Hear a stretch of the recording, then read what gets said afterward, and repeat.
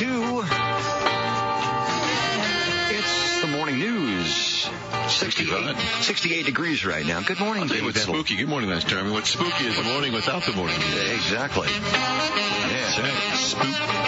Hey, you got word of an accident? Haven't had time to confirm this ourselves, but a reliable listener says what? Yeah, eastbound. It's I-82, just near the Twin Bridges. Apparently, there's been a truck that's overturned. So just be aware of that. It was about 20 to 25 minutes ago that report came in. So they could be allowing traffic in that area right now. But just be aware. Twin Bridges, I-82, overturned truck.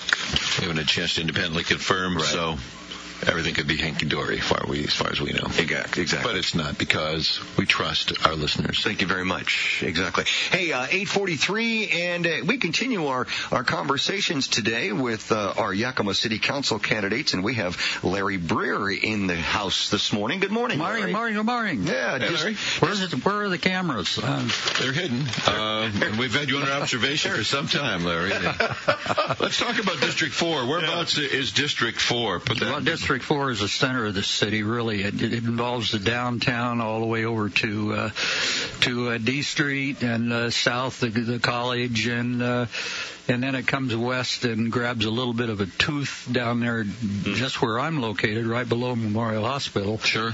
And, I like to say it's the center of the city. It's the important one. Yeah, right. It really is. It's Yakima Ave to Nob Hill, over to 16th, and then, as you say, a strip between Tieton and Chestnut going west. It includes the barge area, and then a dip down there at 32nd and 28th. So it is it's the heart of the city, District 4. There are four candidates running: Tony Sandoval, Bill Lover, Tony Williams, and Larry Breer. And you're our first conversation with the folks from the 4th District. And so, well, outstanding. I should be first. There you go.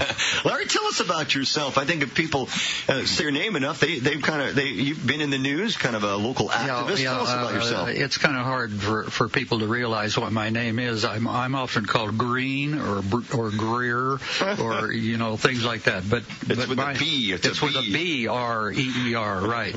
So my history is I was born in Kansas, and I'm from the Plain States, just like Mr. Edel over here. That's right. His state's a little colder than mine, and I know because I spent 9 years there in the Air Force. That's right.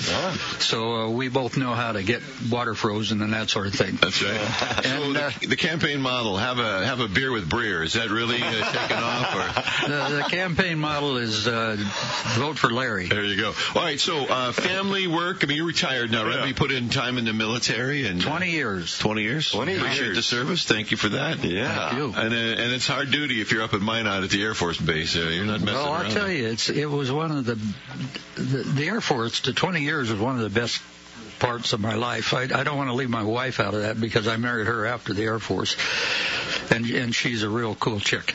But, yeah. But good for you.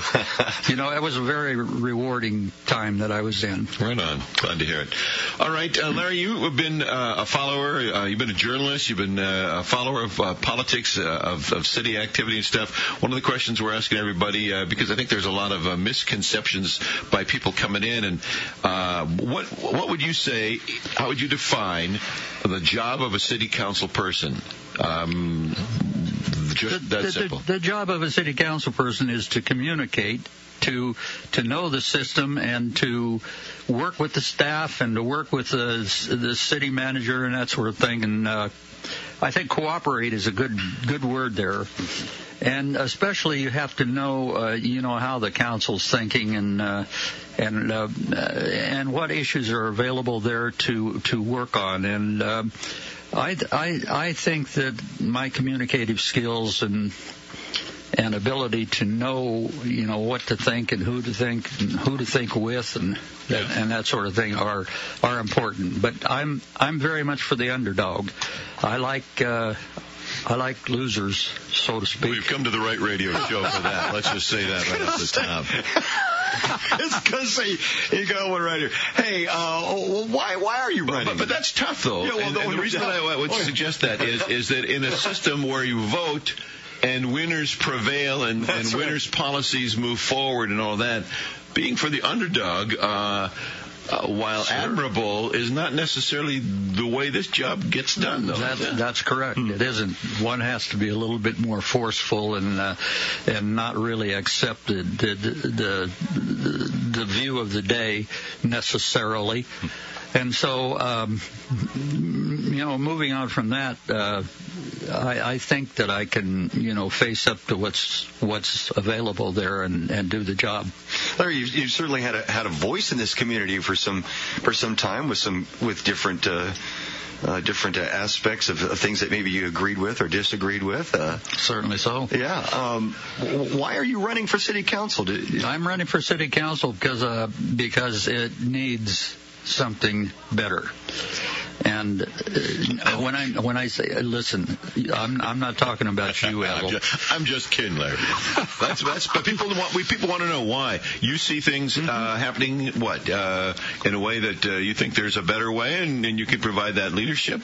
Good on you, man. That's the way I feel, and there have been, let's face it, there have been some certain errors by the council.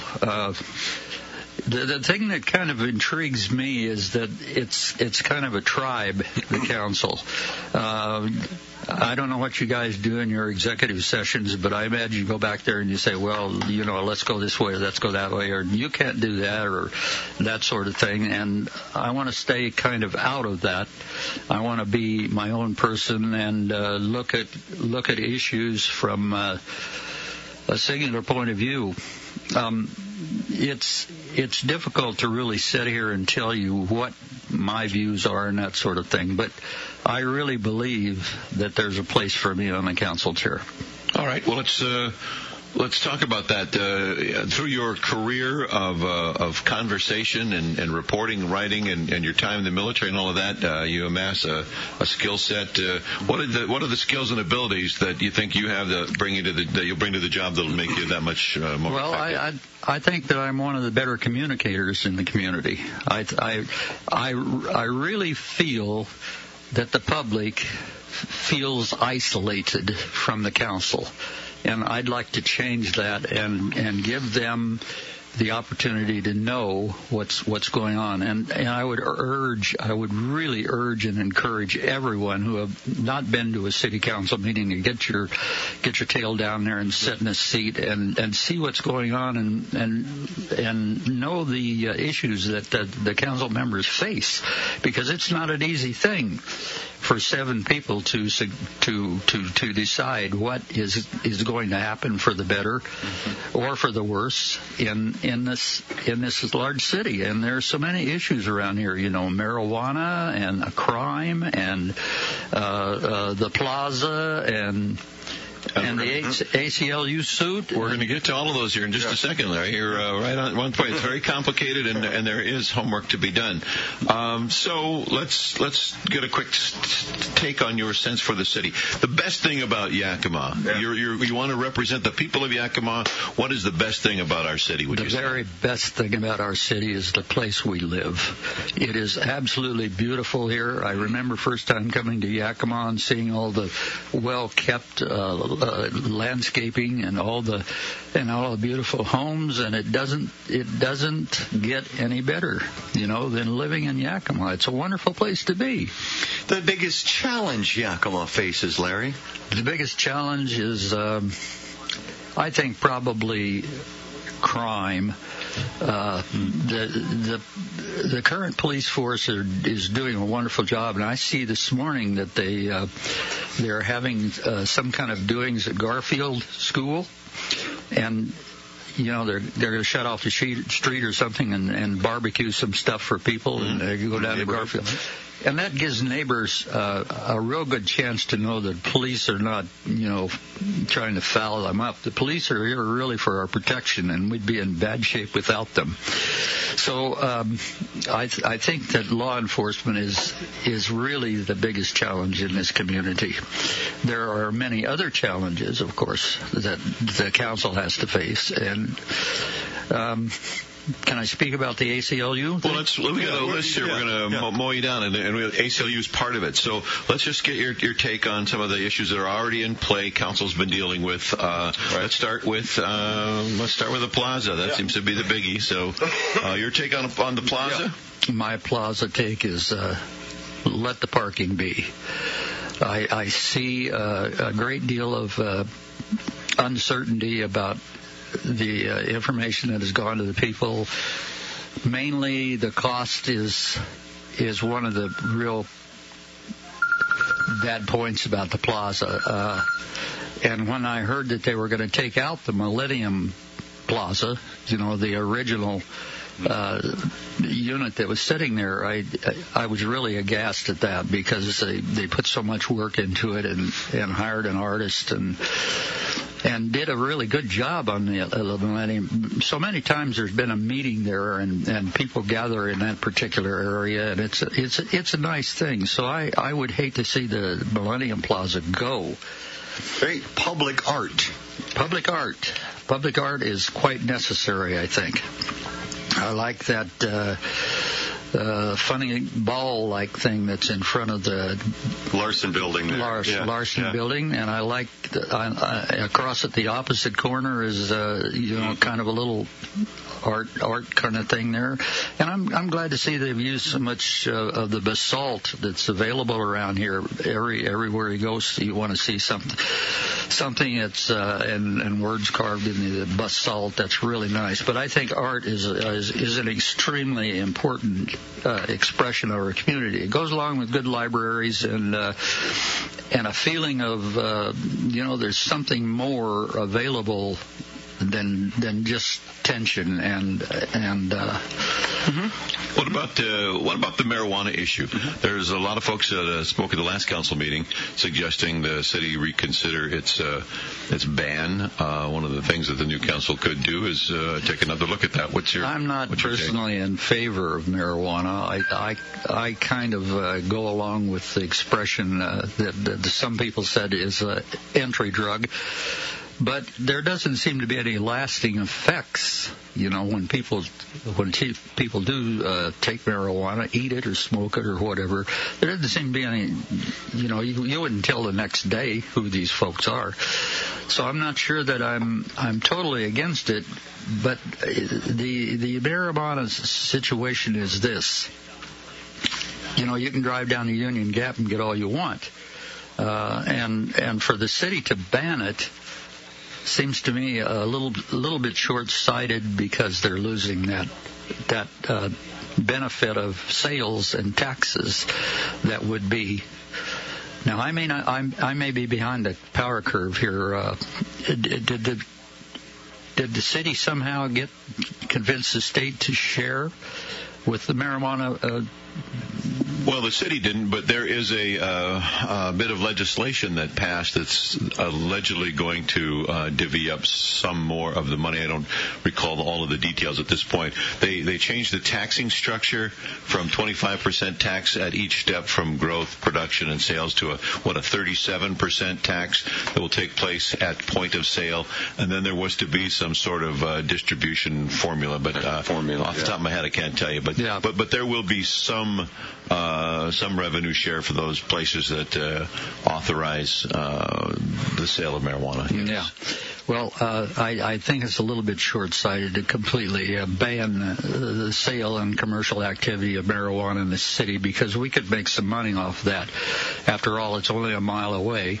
So why not go down there and, have some stores? I know that people are not violently, but opposed to having it in the city, and I respect that very much. But I think we're a little short-sighted to lose the money that could be generated from sales. Fair enough. Economic development. Thoughts on the city's role in economic development? Economic development is not one of my fortes. Don't pay too much attention to it because the city seems to be doing okay.